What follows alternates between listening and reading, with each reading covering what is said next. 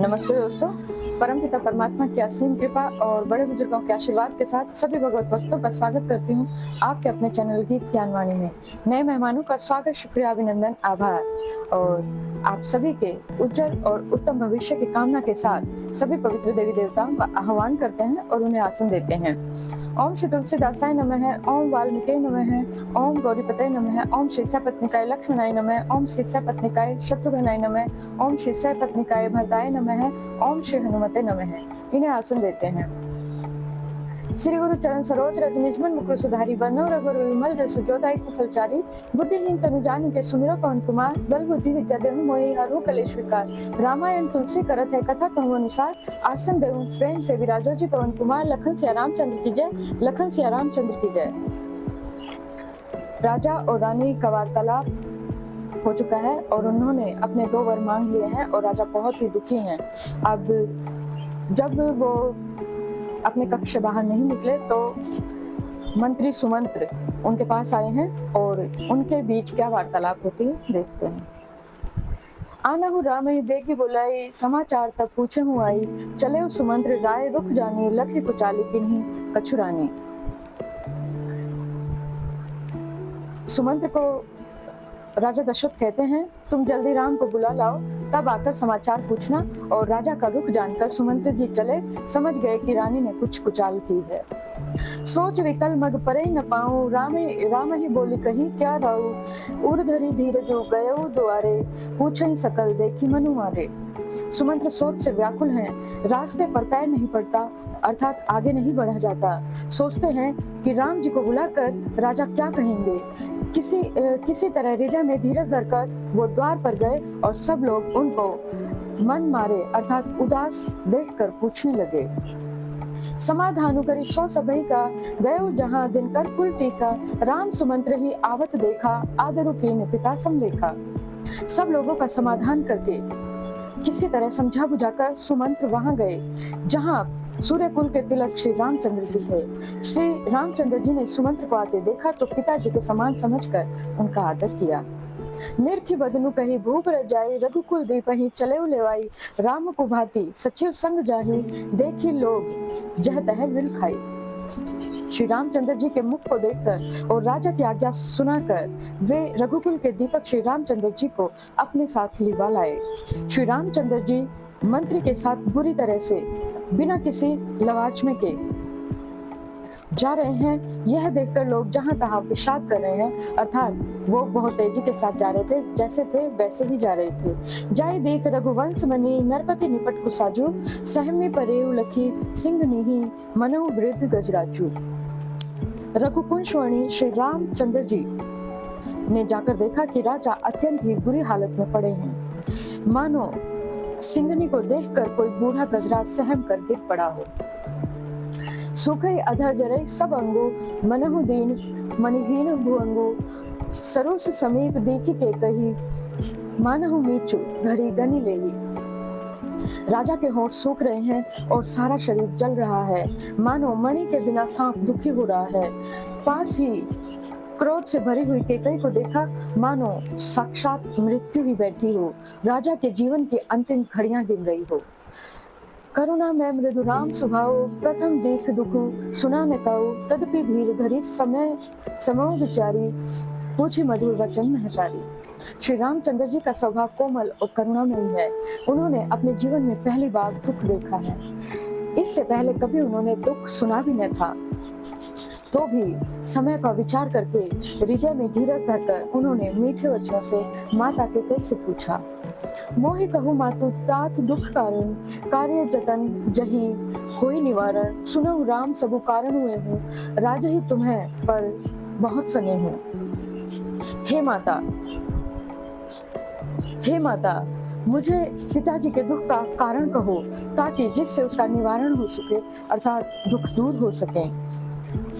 वह यत्न किया जाए। केकई ने कहा, हे राम सुनो, सारा कारण यही है कि राजा का तुम पर बहुत स्नेह है। देन कहेहिन मोहि दुई वरदाना, मांगे जो कछु मोहि सुहाना। सो सुनि भयउ भूप और सोचू, छाड़ी न सकई तुम्हार संकोचू। इन्होंने मुझे इन्होंने मुझे 2 वरदान देने के लिए कहा था। मुझे जो कुछ अच्छा लगा वही मैंने मांगा। उसे सुनकर राजा के हृदय में सोच हो गया, क्योंकि ये तुम्हारा संकोच नहीं छोड़ सकते। सुत स्नेहु इत वचनु उत संकट परेउ नरेशु सकहु न आयसु दरहु सिर मेटहु कठिन कलेशु। इधर तो पुत्र का स्नेह है और उधर वचन है अर्थात प्रतिज्ञा है। राजा इसी धर्म संकट में पड़ गए हैं कि यदि तुम कर सकते हो तो राजा की आज्ञा शिरोधार्य करो और इनके कठिन कलेश को मिटाओ।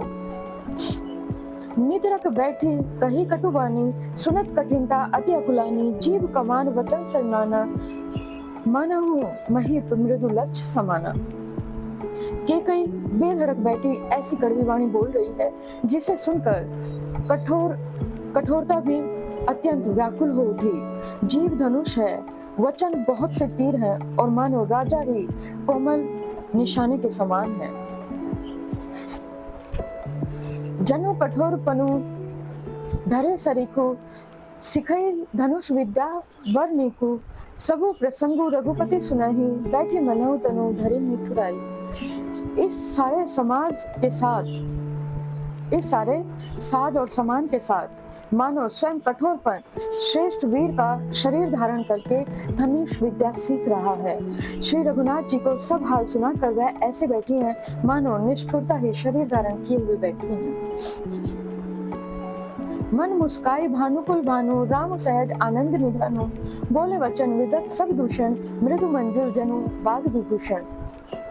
सूर्य कुल के सूर्य स्वाभाविक ही आनंद निधान श्री रामचंद्र जी मन में मुस्कुराकर सब दूषणों से रहित ऐसे कोमल और सुंदर वचन बोले कि मानो वाणी के भूषण ही थे। सुनो जननी सोई सुतु बड़ भागी जो पितु मातु वचन अनुरागी तने मातु पितु तोष निहारा दुर्लभ जननी सकल संसारा। हे माता सुनो, वह पुत्र बड़ भागी है जो पिता और माता के वचनों का अनुरागी अर्थात पालन करने वाला है। आज्ञा पालन के द्वारा माता पिता को संतुष्ट करने वाला पुत्र हे जननी सारे संसार में दुर्लभ है। मुनिगण मिलनु विशेषी वन सबहि भांति हित मोर ते ही मह पितु आयशु बहुरी सम्मत जननी तोर। वन में विशेष रूप से मुनियों से मिलाप होगा जिसमें मेरा सभी प्रकार से कल्याण है, उसमें भी फिर पिताजी की आज्ञा और हे जननी तुम्हारी सम्मति है। भरत प्राण प्रिय पावहि राजू विधि सब विधि मोहि सन्मुख आजू जो न जाऊं वन ऐसा हो काजा प्रथम गणीय मोहि मूढ़ समाजा। और प्राण प्रिय भरत राज्य पाएंगे। इन सभी बातों को देखकर यह प्रतीत होता है कि आज विधाता सब प्रकार से मेरे सन्मुख हैं, मेरे अनुकूल हैं। यदि ऐसे काम के लिए भी मैं वन को ना जाऊं तो मूर्खों के समाज में सबसे पहले मेरी गिनती करनी चाहिए। सेवा ही अरडु कलप तरु त्यागी परिहरि अमृत लेहि विश्व मागी तेव न पाई आस समो सुख चुकाही देख विचारू मातु मन माहे। जो कल्प वृक्ष को छोड़कर रेंड की सेवा करते हैं, अरंड की सेवा करते हैं और अमृत त्याग कर विष मांग लेते हैं, हे माता तुम मन में विचार कर देखो, वे महामूर्ख भी ऐसा मौका पाकर कभी न चूकेंगे। अम्ब एक दुख मोहि विशेषी निपट विकल निर्णायक को देखी थोड़ी ही बात पिता ही दुख भारी होती प्रतीति न मोहि में तारी। हे माता मुझे एक ही दुख विशेष रूप से हो रहा है, वह महाराज को अत्यंत व्याकुल देखकर। इस थोड़ी सी बात के लिए ही पिताजी को इतना भारी दुख हो रहा है। हे माता मुझे इस बात पर विश्वास नहीं होता। राव धीर गुण उदति अगाधो भा मोहिते कछु बड़ अपराधु जाते मोहिने कहत कछु राऊ मोरी सपत तो ही कहु सती भाऊ। क्योंकि महाराज तो बड़े ही धीर और गुणों के अथाह समुद्र हैं। अवश्य ही मुझसे कोई बड़ा भारी अपराध हुआ है जिसके कारण महाराज मुझसे कुछ नहीं कहते। तुम्हें मेरी सौगंध है हे माता, तुम सच सच कहो। सहज सरल रघुवर वचन कुमति कुटल कर जान चले जोक जल वक्र गति यद्यपि सलीलु समान। रघुकुल में श्रेष्ठ श्री रामचंद्र जी के स्वभाव से ही सीधे वचनों को दुर्बुद्धि के कई टेढ़ा करके ही समझ रही है। जैसे यद्यपि जल समान ही होता है, परंतु जोंक उसमें टेढ़ी चाल से ही चलती जाती है। रहसी रानी राम रुख पाई, बोली कपट स्नेह जनाई, शपथ तुम्हार भरत के आना, हेतु ने दूसर में कछु जाना। रानी के कई श्री रामचंद्र जी का रुख पाकर हर्षित हो गई और कपटपूर्ण स्नेह दिखाकर कहती हैं, तुम्हारी शपथ और भरत की सौगंध है, मुझे राजा के दुख का दूसरा कुछ भी कारण विदित नहीं है। तुम्हें अपराध जोगु नहीं ताता, जननी जनक बंधु सुखदाता, राम सत्य सबू जो कछु कहूँ, तुम्हें पितु मातु वचनरत अहू। हे तात, तुम अपराध के योग्य नहीं हो, तुमसे माता पिता का अपराध बन पड़े यह संभव नहीं है। तुम तो माता पिता और भाइयों को सुख देने वाले हो, तुम जो कुछ कह रहे हो सब सत्य है। तुम पिता और माता के वचनों के पालन में तत्पर हो। पिता ही बुझाई कहूँ बलि सोई, चौथे पन जही अज सुन होई, तुम्हें सम स्वयं सुकृत जही दीन्हे, उचित न तासु निरादरु कीन्हे। मैं तुम्हारी बलिहारी जाती हूँ, तुम पिता को समझाकर वही बात कहो जिससे चौथेपन अर्थात बुढ़ापे में इनका अपयश न हो। जिस पुण्य ने इनको तुम जैसे पुत्र दिए हैं उसका निरादर करना उचित नहीं है। लागे ही कुमुख वचन शुभ कैसे, मगे हैं गयादिक तीरथ जैसे, राम ही मातु वचन सब भाई, जिमे सुरसरी गत सलील सुहाए। केकई के बुरे मुख से ये शुभ वचन कैसे लगते हैं, जैसे मगध देश में गया आदिक तीर्थ। श्री रामचंद्र जी को माता केकई के सब वचन ऐसे अच्छे लगे जैसे गंगा जी में जाकर अच्छे बुरे सभी प्रकार के जल शुभ और सुंदर तथा पवित्र हो जाते हैं। गई मुरुछा रामहि सुमरी, नृप फिरी करवट लीन्हा, सचिव राम आगमन कही, विनय सम समय सम कीन्हा। इतने में राजा की मूर्छा दूर हुई। उन्होंने राम का स्मरण करके राम राम कहकर फिर कर करवट ली। मंत्री ने श्री रामचंद्र जी का आना कहकर समय अनुकूल विनती की। अवनिप अकनी राम पगोधारे, धरी धीरे जो तब नयन उघारे, सचिव संभारी राव बैठारे, चरण परत नृप राम निहारे। जब राजा ने सुना कि श्री रामचंद्र जी पधारे हैं और उन्होंने धीरज धरकर अपने नेत्र खोले, मंत्री ने संभाल कर राजा को बिठाया और राजा ने श्री रामचंद्र जी को अपने चरणों में पड़ते हुए अर्थात प्रणाम करते हुए देखा। लिए स्नेह विकल उड़लाई, गै मलि मनहु फनिक फिर पाई, राम ही चितई रहे नर नाहु, चला विलोचन वारी प्रभाहु।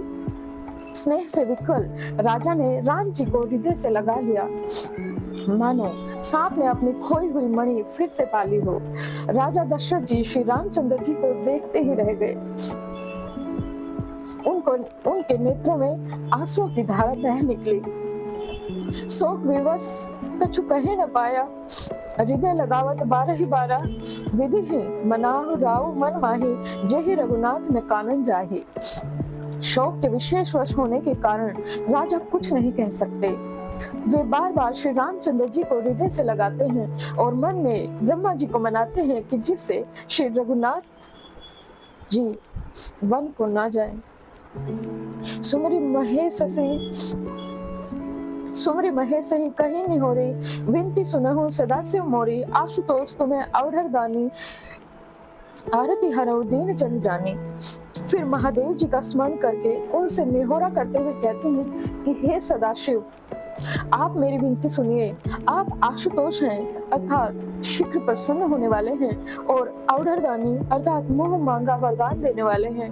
अतः मुझे अपनी दीन सेवक समझकर मेरे दुख को दूर कीजिए। तुम्हें प्रेरक सबके हृदय सोमति राम ही देहु, वचनो मोर तजी रही घर, परिहरु सील स्नेहु।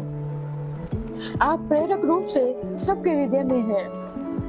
आप श्री रामचंद्र जी को ऐसे बुद्धि दीजिए जिससे वे मेरे वचनों को त्याग कर और शील स्नेह को छोड़कर घर ही में रह जाएं। अजसु हो जग सुजसु नसाओ, नरक परो बरु सुर परु जाओ, सब दुख दुसह सहावहु मोहि, लोचन ओट राम जनि होहि।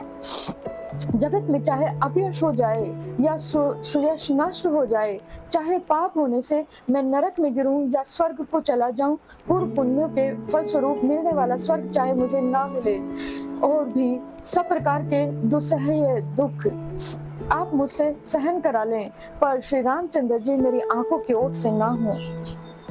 आसमन गुनई राव नहीं बोला, पीपर पात सरिस मनु डोला। रघुपति पितहि प्रेम वस जानी, पुनि कछु कही मातु अनुमानी। राजा मन ही मन इस प्रकार विचार कर रहे हैं, बोलते नहीं। उनका मन पीपल के पत्ते की तरह डोल रहा है। श्री रघुनाथ जी ने पिता को प्रेम के वश जानकर और यह अनुमान करके कि माता फिर कुछ कहेगी तो पिताजी को दुख होगा, देश काल अवसर अनुसारी बोले वचन विनीत विचारी, तात कहूँ कछु करऊं बिठाई, अनुचितो क्षमब जानी लरिकाई। देश काल और अवसर के अनुकूल विचार कर विनीत वचन कहे, हे तात मैं कुछ कहता हूँ या ढिठाई करता हूँ, इस अनुचित्य को मेरी बाल्यावस्था समझकर क्षमा कीजिएगा। अति लघु बात लागी दुख पावा, काहू मैं मोहि कही प्रथम जनावा, देख गोसाही पूछई मातु, सुनी प्रसंगु भय शीतल गाता। इस अत्यंत तुच्छ बात के लिए आपने इतना दुख पाया, मुझे किसी ने पहले कहकर यह बात नहीं जनाई। स्वामी आपको इस दशा में पाकर मैंने माता से पूछा, उनसे सारा प्रसंग सुनकर मेरे सब अंग शीतल हो गए, अर्थात मुझे बड़ी प्रसन्नता हुई। मंगल समय स्नेह बस सोच परिहर, तात आयसु देहि हर्ष हिय कहे पुरके प्रभुगात। हे पिताजी इस मंगल के समय स्नेहवश होकर सोच करना छोड़ दीजिए और हृदय में प्रसन्न होकर मुझे आज्ञा दीजिए। यह कहते हुए प्रभु श्री रामचंद्र जी सर्वांग पुलकित हो गए। धन्य जन्म जग तीतल तासु, पिता ही प्रमोद चरित सुनि जासु, चारि पदारथ करतल ताके, प्रिय पितु मातु प्राण समझाके। उन्होंने फिर कहा, इस पृथ्वी तल पर उनका जन्म धन्य है जिनके चरित्र सुनकर पिताजी परम आनंदित हो, जिसको माता पिता प्राणों के समान प्रिय हैं। चारों पदार्थ अर्थ धर्म काम और मोक्ष उसके कर्तलगत अर्थात मुट्ठी में रहते हैं। आय सुपाली जन्म फल पाई, एहु बेगी ही हो रजाई, विदा मातु सन आवहु मांगी, चले बनही बहुरी पग लागी। आपकी आज्ञा पालन करके और जन्म का फल पाकर मैं जल्दी ही लौट आऊंगा, अतः कृपया आज्ञा दीजिए, माता से विदा मांग आता हूँ।